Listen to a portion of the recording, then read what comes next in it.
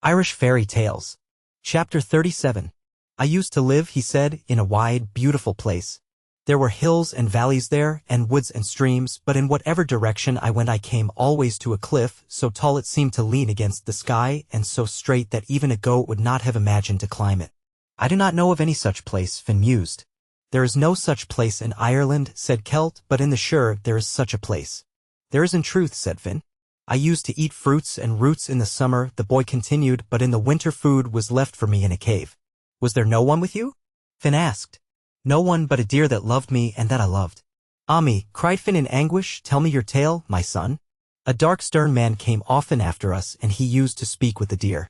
Sometimes he talked gently and softly and coaxingly, but at times again he would shout loudly and in a harsh, angry voice.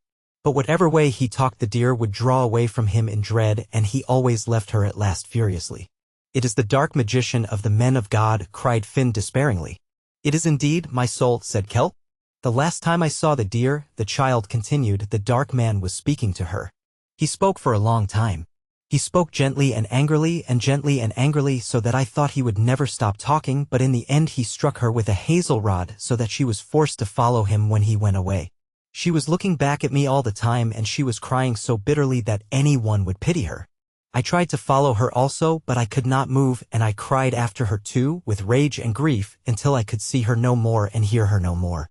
Then I fell on the grass, my senses went away from me, and when I awoke I was on the hill in the middle of the hounds where you found me.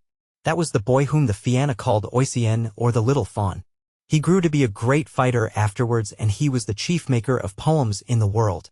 But he was not yet finished with the Shire.